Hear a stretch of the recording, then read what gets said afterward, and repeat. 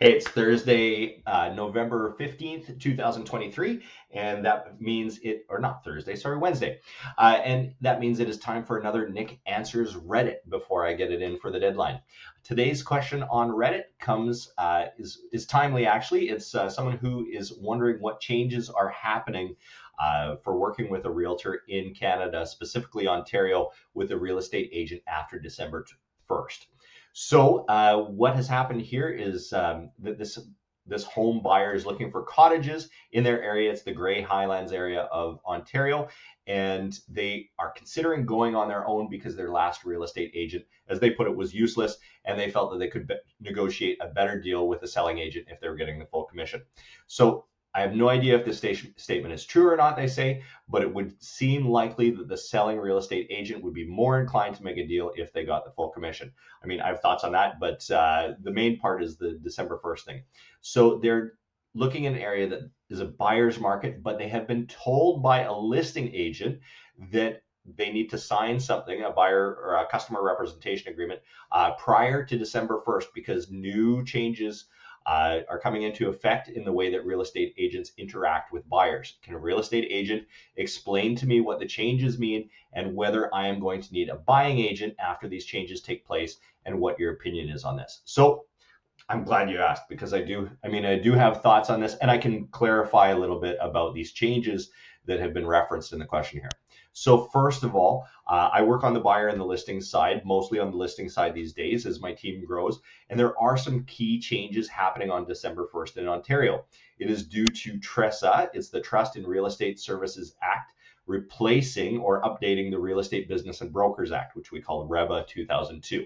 So RECO, which is the Real Estate Council of Ontario, has a summary page, which I've linked in the blog for this article on my site at nickfundytus.ca. So, but the key changes can be summarized as follows. So the first one is that a party to a trade, so a buyer, a seller, a landlord, or a tenant, can be either a client of the brokerage or an unrepresented party. A brokerage has fiduciary responsibilities to their clients, but they do not and cannot have these to self-represented parties. So a self-represented party is somebody like this buyer in the question here who is considering making an offer without their own agent or shopping without their own agent. Now, formerly, there was an in-between state called a customer, and a customer is someone who is not getting the highest and best advice from the realtor. It means that the realtor has to treat them fairly and honestly, but their first duty is to their seller client. Now, in this case, it does away with that. As a lawyer explained it to me the other day, it's you're either a client or you're nobody in terms of how the brokerage is allowed to deal with you. And I don't mean like you're literally nobody, but it means that we cannot are not supposed to serve you. I mean, use our skill and expertise in service of the other party, so in service of the buyer in this case, because that would be undermining our seller client. So we either advise you that you know of the risks that you're undertaking by representing yourself, or going in with a lawyer or whatever, or saying you're welcome to go find your own realtor, whether that's somebody from our brokerage or whether that's somebody not from our brokerage, another realtor. Second, sellers may, in the new rules, unilaterally share the contents, either in part or in whole, of offers they've received from buyers. So in a multiple offer situation, if you put in an offer, do know that it's up to the seller, that the seller may decide to share the contents of your offer, not your identifying information, but all the other contents of your offer with other buyers in the hopes of getting the best offer for themselves. Now, this is a significant change from the blind bidding that we've been used to for years and years and years. However, although it's significant, I doubt we're actually going to see it come into effect very much because there's only very limited situations where this would directly benefit a seller and help them to get the best price. So, I mean, that's my prediction for the years ahead, but I mean, we'll see how it all plays out. Next is new disclosure documents. When you work with a realtor, there's going to be a lot more documents that disclose how you're being represented. These are written out in pretty plain language. I would share these in the blog right now, but actually they haven't even been totally released to us in a final shareable form yet. So it should be, should be by the end of the month, about a day or two before the legislation actually comes into effect. So increased enforcement powers for RICO to discipline people who violate the act, and which, I think that every good client and every good realtor should applaud. That there should be more tools to go after the people who violate, and a revamped code of ethics, particularly clarifying things around conflict of interest and confidentiality. That's just sort of a clarification of stuff that did exist before. I do hear what now to this Redditor, I do hear what you're saying about feeling like you weren't getting much value from your previous realtor. And here are my obviously biased thoughts, as I am a realtor. So one here is that it's important to note that you're buying a cottage. So cottages are a very different breed of property than a typical residential home. And frankly, most real estate agents, most realtors struggle with these if it's not their area of focus and expertise. I'm a good professional realtor and I do not touch them.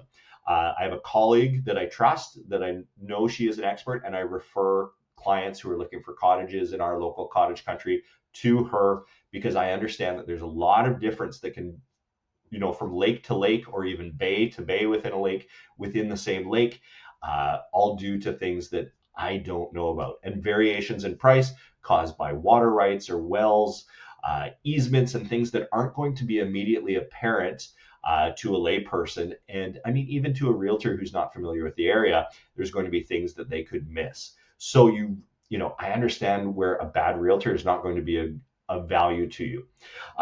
You may feel that you have a good handle on pricing as a buyer because you've been watching the market in your target area for a while. And in fact, you may very well be able to do better than that realtor you were working with. However, it is very easy to miss something that costs you more money than you would have saved by whittling down the commission. Now, on that commission, this is beating a dead horse a little bit here, but it's worth revisiting again. So on the direct subject of commission, and this is not meant to be confrontational, it's just explanatory, keep in mind that the total commission for a listing is set out between the listing brokerage and the seller in the listing agreement, and they are the only parties to that document.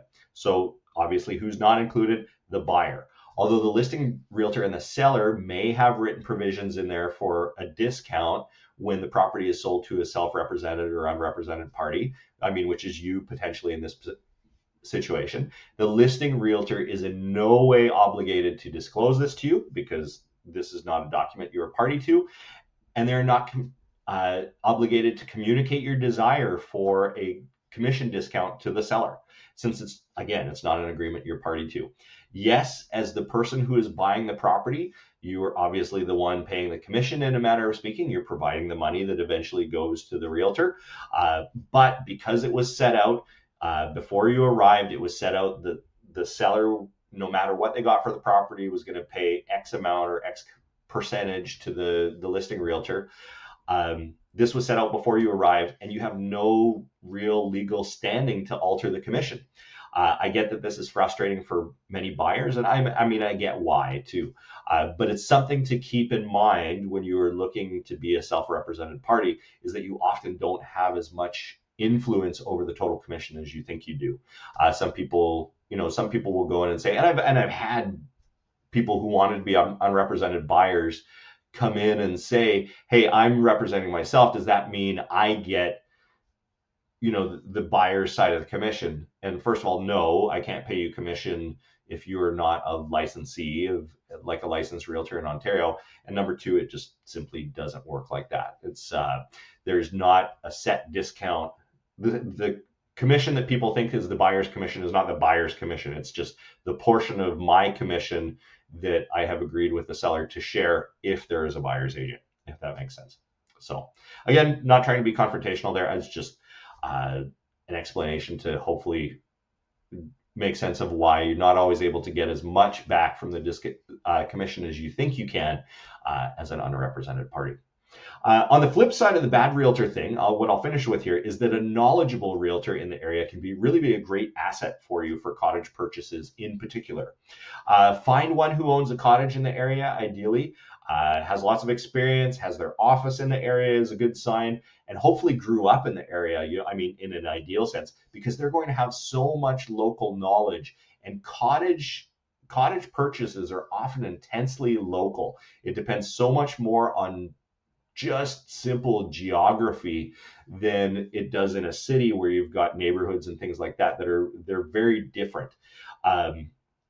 And there are also trends in the area, like if the municipality has certain rules around boats on certain lakes or certain bays or certain depths, they can help you avoid potential problems. So I'm not sure what cottages go for in your particular area, but I would venture to say that a good realtor is going to either save you more in money and headache on a purchase than you'll be saving on going it alone. So, I mean, I would strongly consider looking at a realtor and at least interviewing a couple. And if there's a good, strong one in the area, I think they're going to be a real asset to you. Either way you do it, good luck on your search. I hope you find a fantastic cottage. I hope that was helpful to you. And the reason I know this stuff is obviously I'm a realtor in Ottawa, Ontario. If you have any other questions or you would like to put your own question forward for Nick Answers Reddit, I always love hearing them. You can comment on the video here, you can comment on our blog, or you can reach out on any of our socials or nick@nickfunditus.ca. Have a fantastic one, and we'll see you next week.